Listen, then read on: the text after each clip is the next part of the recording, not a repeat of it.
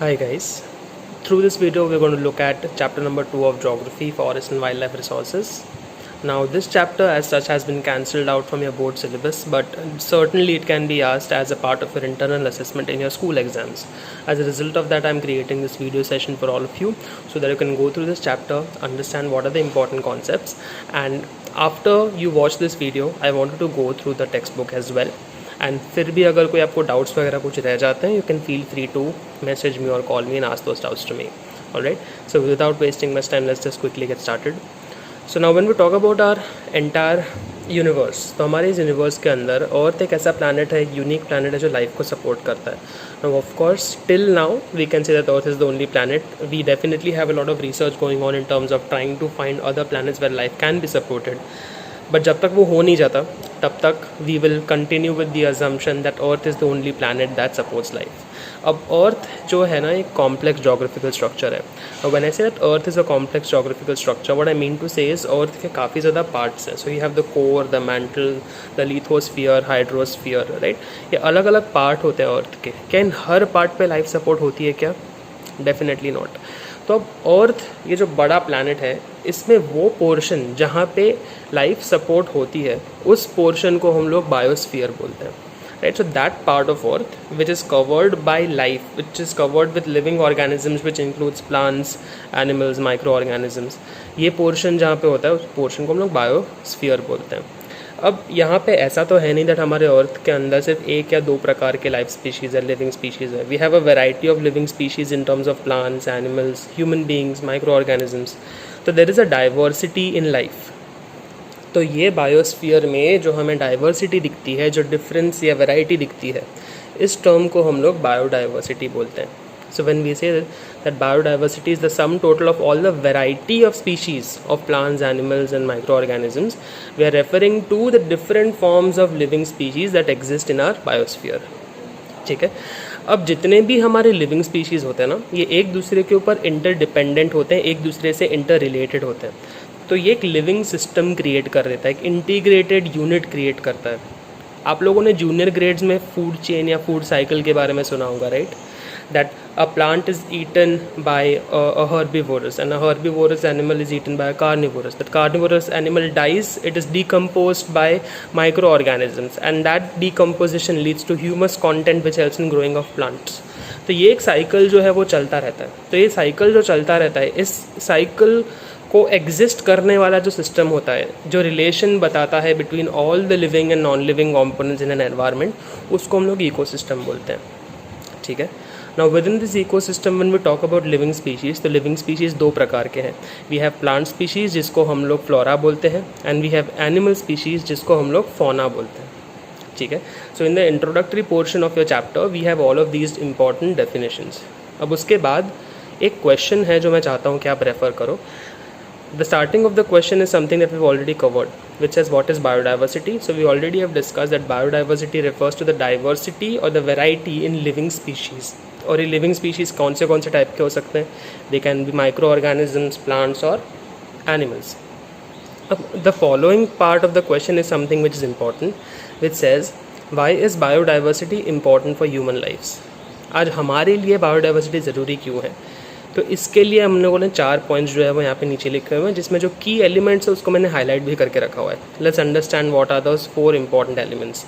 सबसे पहले लिखा हुआ है it helps in preserving life support system. आज ह्यूमन बींग्स को एग्जिस्ट करने के लिए वाटर, एयर, सॉइल, ये सारी चीज़ें चाहिए, और इन सब को मेंटेन करने में कहीं ना कहीं हमारी बायोडाइवर्सिटी हेल्प करती है. If we don't have plants then who will convert carbon dioxide to oxygen. If we don't have micro organisms तो फिर who will decompose the organic matter to create humus content. तो soil enrich कैसे होगी, right. Plants नहीं होंगे तो transpiration कैसे होगा, वाटर साइकिल कैसे चलेगा. All of these factors are very important. It supports human life. So as a result of that we can say that the biodiversity in forest and wild life preserve are living support system. इंसानों को जीने का जरिया देते हैं ये biodiversity के elements. ठीक है. नाउ उसके नीचे के जो 3 पॉइंट्स है, those 3 points are referring to how biodiversity helps in supporting economic activities. आज अगर हम लोग प्राइमरी सेक्टर की इकोनॉमिक एक्टिविटीज़ की बात करते हैं, जिसमें हम लोग खासतौर पे यहाँ पे एग्रीकल्चर, फिशरी एंड फॉरेस्ट्री के ऊपर फोकस कर रहे हैं। जब हम एग्रीकल्चर की बात करते हैं तो एग्रीकल्चर में हम करते क्या है, we are trying to grow different types of crops and these crops are grown and they are sold in the market. अब अगर हमारे पास उतने टाइप के क्रॉप्स ही नहीं होंगे, so how will we sell them? So the technical point over here is when we have a genetic diversity of plants and animals, it helps us to multiply those particular species and sell it in the market. आज अगर wheat सिर्फ एक limited quantity में available होगा तो उसको हम लोग सेल नहीं कर पाएंगे, क्योंकि हम लोग जब बिजनेस करते हैं, जब एक इकोनॉमिक एक्टिविटी को परफॉर्म करते हैं, we need that economic activity to be performed continuously. So अगर ये जेनेटिक डाइवर्सिटी नहीं होगी, we are not in a position to grow them, to multiply the species, तो फिर उससे हम लोग किसी भी तरीके का इकोनॉमिक एक्टिविटी कैरी आउट नहीं कर पाएंगे। Today agriculture is possible, why? Because breeding of this plant and animal species is possible. Then if you look at the third point, it says fisheries too are heavily dependent on maintenance of aquatic biodiversity. तो हम लोग जब biosphere की बात करते हैं तो biosphere is not just talking about land, it is also talking about the oceanic marine ecosystems जहाँ पे मरीन लाइफ को एग्जिस्ट करती है। So if you talk about fishes, if you talk about aquatic plants, तो ये सारी चीज़ें भी कहीं ना कहीं एक बायोस्फीयर का हिस्सा है, बायोडाइवर्सिटी का पार्ट है, right? So when we talk about maintaining aquatic biodiversity, तो वाटर के अंदर भी एक फूड साइकिल होता है, एक फूड चेन होता है, और वो फूड चेन जब तक चालू रहेगा तब तक इंसानों के लिए फिशरीज या इकोनॉमिक एक्टिविटी सस्टेनेबल हो सकता है, राइट? लास्टली अगर हम लोग देखने जाएँ, if you talk about forest, so forest are not just helpful for us in terms of providing for our food requirements, but there are lot of other forest products which can be sold, जिसके basis पे economic welfare इंसान कमा सकता है। So that is how we looked at how biodiversity is important for human lives. I hope this question is fairly clear to you. Now when we talk about this particular chapter, या फिर अगर आपका पूरा syllabus अगर हम लोग देखें, so we look at it from a broader perspective, then we narrow it down to the context of India. तो अगर हम लोग बायोडाइवर्सिटी के कॉन्टेक्स्ट में इंडिया की बात करेंगे, so India is one of the richest countries as far as this biodiversity is concern. जितने भी टोटल वैरायटी ऑफ स्पीशीज़ हैं हमारे अर्थ के ऊपर, उसमें से 8% स्पीशीज़ जो है वो हमारे कंट्री में पाए जाते हैं, right? Now in such a small geographical area to have such a huge diversity, it in itself is a matter of pride, it's a matter of privilege कि हमारे पास ऐसे इतने डाइवर्स क्लाइमेटिक फैक्टर्स हैं that हम लोग इतनी variety of biodiversity एक ही country में देख सकते हैं। All right, now what happens is while the existence of this biodiversity is a good thing, but at the same time a lot of human activities, a lot of negative activities that humans have been performing have impacted this biodiversity in a negative way. So biodiversity के ऊपर एक threat आ चुका है। क्यों? क्योंकि humans जो है वो कहीं ना कहीं अपने इकोनॉमिक बेनिफिट के लिए एक्सप्लॉइट कर रहे हैं नेचुरल रिसोर्सेज को, वाइल्ड लाइफ को, प्लांट स्पीशीज़ को, right? And as a result of that what has happened is a lot of our flora and fauna have come into danger, they have come into threat, right? तो यहाँ पे एक important statistic भी mention किया हुआ है that 10% of India's recorded wild flora and 20% of mammals existing within India are on the threatened list, मतलब they are at the threat of being extinct. So we need to take care of the biodiversity that we have, and जो हमारे पास इतना rich biodiversity है उसको maintain करना हमारी जिम्मेदारी है, because we've already understood why it is important for our human lives. So it becomes important for us to know what factors are contributing to this decline and what can we do in order to preserve it. Okay, so let's look at the major reasons for depletion of the forest cover and the decline of India's biodiversity. So the first basic point is deforestation. Now deforestation से problem क्या होता है, इंसान deforestation करता क्यों है? First of all, to support any kind of economic activity. Forest area को clear करके एग्रीकल्चर करना ये हमारे लिए एंशिएंट टाइम से एक आदत है। If you would have heard about झूम कल्टीवेशन या शिफ्टिंग कल्टीवेशन, तो यहाँ पे उन लोगों का पैटर्न ही ये था, they used to go cut down a part of the forest, burn those trees, enrich the soil and start farming till the natural fertility of the soil was exhausted. Now this is a very wasteful type of farming, and more over ये जो deforestation हो रहा है उसकी वजह से कितने ज़्यादा प्लांट स्पीशीज़ ख़त्म हो जा रहे हैं, कितने ज़्यादा एनिमल स्पीशीज़ का हैबिटेट हम उनसे छीन रहे हैं। So as a result of that biodiversity पे डेफिनेटली नेगेटिव इम्पैक्ट आएगा।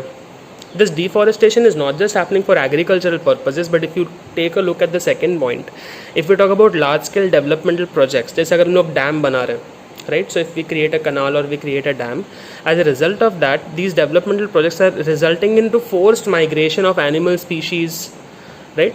अब एनिमल्स को तो समझ में नहीं आएगा ना कि आपने डैम किस इंटेंशन से बांधा है, and now you are completely disturbing them from their ecosystem. आप पूरी तरीके से एक फूड चेन को तबाह कर रहे हो, तो that will certainly impact the biodiversity of a region. If you talk about the third point, तो हम लोग काफ़ी बार क्या करते हैं, we in order to seek minerals from the ground below, we again clear tracts of forest in order to extract gold, silver, minerals, all of these things.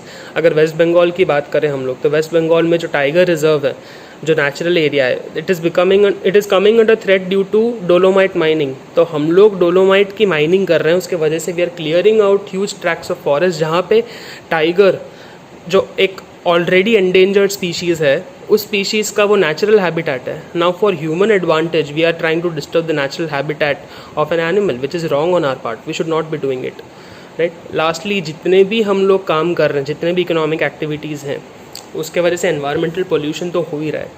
And this environmental pollution and human induced forest fires, they are resulting into depletion of forest covers on a very large scale. And lastly, when we talk about commercial activities like hunting, poaching or exploitation of forests, in the sense हम लोग unnecessarily ज़्यादा deforestation कर रहे हैं. We should be very mindful in terms of what is the impact of our actions.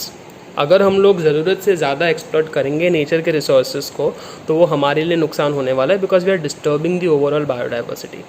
The nature has a capacity to regenerate its numbers, but वो भी एक limited capacity में होता है. अगर आप उस रेट ऑफ रीजनरेशन से ज़्यादा एक्सप्लॉइट करोगे तो डिप्लीशन होगा.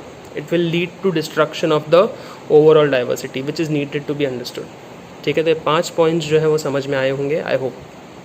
ठीक है, now we move on to the classification of species. जब हम लोगों ने ये बोला है that we are creating a threat on the biodiversity of our country, to what extent is that biodiversity impacting us? So we have to understand the categorization. It is not necessary that every type of species is equally threatened. Some species are more threatened, the numbers are more alarming, and we need to take care of them to the maximum extent. But at the same time, there are a variety of species जिसके population को ज़रा भी threat नहीं है. So we need to categorize these species in order for us to understand कि किसको ज़्यादा protection देने की ज़रूरत है, कहाँ पे targeted steps लेने हमें चाहिए. So if we talk about the International Union for Conservation of Nature and Natural Resource, ये फुल फॉर्म आपको याद करना पड़ेगा IUCN का. You can be asked this question in the form of an MCQ, right. तो international union for conservation of nature and natural resource, उन्होंने plants and animal species का categorization दिया है into 6 broad categories. I have divided them into 2 different groups of 3 and 3. तो उसी हिसाब से हम लोग जो है वो देखेंगे. उसमें जो की वर्ड्स हैं वो मैंने हाईलाइट करके रखे हुए हैं. सो if you talk about normal species, तो नॉर्मल स्पीशीज़ उन तरीके की स्पीशीज़ है जिनके पॉपुलेशन लेवल्स है, जिनके नंबर्स जो हैं they are in adequate number, मतलब देयर थ्रेट और द सर्वाइवल और the existence is not threatened. They don't have a threat to their existence at all. तो अच्छे खासे लेवल्स पे इन लोगों का पॉपुलेशन है. तो we don't have to worry, we don't have to specifically create programs और targeted schemes in order to protect these particular type of species. तो ये नॉर्मल रेंज में है, इनको कोई प्रॉब्लम नहीं है. The second category is rare species. अब rare species, rare in it self means that जो बहुत जगह पे मिलता नहीं है, because their population is very limited. Now if we don't take care of these kind of species, there is a very good chance that these species may become endangered and eventually extinct. So ये जो areas है, ये जो type के जो animals हैं या plant species जो रेयर स्पीशीज़ में क्लासीफाई होते हैं, we need to be very careful about them and we need to take care of these particular segment. ठीक है. Then we come to something known as endemic species. Now endemic species is referring to a kind of a category which is found only in a certain region. ठीक है. जैसे अगर हम लोग Andaman wild pig की बात करें, so the name in it self clearly indicates that it is found only in the Andaman region. If you talk about Nicobar pigeon, तो वहाँ पे ये टाइप का बर्ड जो है वो सिर्फ और सिर्फ निकोबार आइलैंड पे देखने को मिलता है. So now these species are found only in one particular region, बाकी दुनिया में कहीं पे नहीं होते. So we need to ensure that that entire area is kept safe, because ये स्पीशीज़ इस एरिया के अलावा और कहीं पे नहीं है. So if you don't preserve this region, if you don't preserve this area, the biodiversity will be wiped off forever. So they are already in a situation जहाँ पे उनका लिमिटेड यू में से प्रेजेंस है, और अगर उस एरिया में अगर आपने कोई नेगेटिव इकोनॉमिक एक्टिविटी की या नेगेटिव यू में से if you involve yourself into some kind of negative activities, then it will certainly impact these species a lot more. तो आई होप ये नॉर्मल, रेयर एंड एंडेमिक समझ में आया आपको. कीवर्ड्स है नॉर्मल का मीनिंग ये है कि population is adequate, they are not threatened as such. Rare species have a very small population, they have the danger of becoming endangered. And third is endemic species, they are found in particular regions and we need to preserve that entire region and the biodiversity of that area. ठीक है. Now we come to the next three categories, which is talking about extinct, endangered and vulnerable. Now when we talk about extinct का meaning ये है that they are just not found in our country. Now when I say that they are just not found, it means that हमारे country के अंदर ये जिसका natural habitat था अब वो हमें दिख नहीं रहा है, right? They are not seen today in their natural habitat. I am not referring to them in the context of bringing them from a different continent and keeping them in a zoo. जैसे आपके text book में example दिया हुआ the Asiatic cheetah is declared extinct from India in 1952. तब आप लोग मेरे को बोलोगे कि सर ये तो आप गलत बता रहे हो हमको. When I went to a particular zoo और I went to a national park I saw a cheetah, right? So the point over here is they may be bred in captivity but they are not found in their natural habitats anymore. समझ में आ रहा है आपको? So when we talk about extinct species, what we are referring to is that वो जिस area में पहले पाए जाते थे अब उस एरिया में वो अभी नहीं दिखते हमें. They are not found in the natural habitat. Clear? Then we talk about endangered species. Now endangered species are those who are in the danger of becoming extinct. उनका population जो है वो बहुत जल्दी डिक्लाइन हो रहा है, and if we don't take any important steps to preserve these species, ये species ख़त्म हो जाएगी पूरी तरीके से. They will also become extinct. Right? Now for every kind of every category it is advisable that you remember at least one or two examples. मैंने यहाँ पे भी mention किया है, but it is advisable that when you read the textbook also आप एक या दो examples इन species के बाजू में लिख लिया करो, so it helps you when you write the answers. Now the last category is vulnerable resources. Now vulnerable resources उस कैटेगरी में है जो जिनका पॉपुलेशन धीरे धीरे डिक्लाइन तो हो रहा है, and they may move into the endangered category. So vulnerable से एंडेंजर्ड होते हैं, एंडेंजर्ड से एक्सटिंक्ट होते हैं. So this hierarchy is something that you have to remember. Alright, now after this is covered we have to realise कि biodiversity में जो destruction हो रहा है उसका ह्यूमन लाइफ पे किस तरीके से इम्पैक्ट है, and how is it impacting our cultural diversity. Now what we have to understand is यहाँ पे कुछ चार इंपॉर्टेंट पॉइंट्स है, और ये चारों इंपॉर्टेंट पॉइंट्स हमें बताएंगे कि किस तरीके से बायोडाइवर्सिटी के नुकसान से इंसान का कल्चरल डाइवर्सिटी भी नुकसान होता है. Let's look at these points. जैसे अगर हम लोग बात करते हैं, poverty is a direct outcome of environmental destruction. Why do we say this? आज काफ़ी ज़्यादा जो हमारे कम्युनिटीज़ होती हैं, काफ़ी ज़्यादा जो हमारे पॉपुलेशन सेगमेंट है, they are dependent on forest for the survival, for their existence. अब अगर फॉरेस्ट नहीं रहेंगे तो how will they survive, how will they take care of their basic needs. So we need to ensure that environmental destruction के वजह से just for the gain और benefit of a few people we cannot literally threaten an entire segment of the population to live in a life of poverty. We cannot impoverish them at all. ठीक है? जैसे काफ़ी ज़्यादा tribal communities होते हैं, जो tribal communities dependent होते हैं on forest. They live there, they survive there, their entire food chain और their entire lifestyle is build around that ecosystem. Now what happens is ये लोग अपने basic subsistence के लिए अपने ही इको सिस्टम में डिपेंड करते हैं, but due to the wrong actions and activities of human beings हम लोग हमारे इकोनॉमिक एडवांटेज के लिए वो फॉरेस्ट को क्लियर कर देते हैं. उसकी वजह से होता क्या है, इन लोगों की बेसिक सब्सिस्टेंस नीड्स जो है वो कॉम्प्रोमाइज़ हो जाती है. As a result of that the women in these tribal areas who are responsible for fuel, fodder and water, they have to travel even farther from their locality. तो उनकी community जिस area में स्थित है वहाँ से they have to travel at least 10-15 kilometres to get basic things like water and food. Now ये जो एवरी डे बेसिस पे इनको इतना ज़्यादा ट्रैवल करना पड़ रहा है, it is leaving a negative impact on their health. At the same time जब आप 15 किलोमीटर चल के जा रहे हो, these are tribal communities, they don't have cars and 2 wheelers, they walk themselves through that environment. तो उनके health पे तो इम्पैक्ट पड़ ही रहा है, plus eight the same time the duration of time that is involve in procuring all of these things, they are also neglecting their children and their house, which creates a lot of other social problems also, right? Now lastly अगर हम लोग देखने जाए, the indirect impact of degradation like droughts and floods is a result of environmental destruction. Let me explain this point. आज हम लोगों को पता है that whenever we talk about nature, so अगर हम लोगों ने एक पर्टिकुलर एरिया के अंदर एक इकोसिस्टम को डिस्टर्ब किया है तो काफ़ी ज़्यादा natural elements impacting that ecosystem also get disturb. इस वजह से हम लोग देखते हैं दैट जब आप किसी एक पर्टिकुलर एरिया के अंदर से ट्रीज़ जो है वो डिफॉरेस्ट कर लेते हो तो वहाँ पे ट्रांसपीरेशन ना होने के वजह से रेनफॉल कम होता है and that area becomes prone to droughts, है ना। अब again when we talk about floods, तो फ्लड्स के वजह से what is the problem of floods? The environmental pollution that we are creating is causing global warming. That global warming is causing faster you may say melting of the glaciers, so rivers are therefore carrying more water and it is creating damage and destruction across a lot of regions. तो कुछ area में floods के वजह से completely areas destroy और कुछ जगह पे पानी ना होने के वजह से फेमाइंस आ रहे हैं, right. So whatever we do, we have to be very cautious and mindful in terms of what we do, because our actions certainly have a very negative impact on the biodiversity and indirectly वो हमारे ऊपर impact कर ही रहे हैं जो हम लोगों ने इन पॉइंट से जो है वो समझा है, ठीक है। I hope you've understood till this point. We've already covered a video of about 20 minutes. So what I'll do is I will stop at this point for the first part of the video, and the next part what we'll do is we'll look at the measures which have been taken in order to preserve this ecosystem, in order to preserve flora and fauna, and with these two parts your chapter will be over, right? So I'll upload this part here today. I'll try to finish the second part and upload it today itself. If not, then latest by tomorrow. All right, so that will be all for right now. I hope you guys are having a good time in your vacation.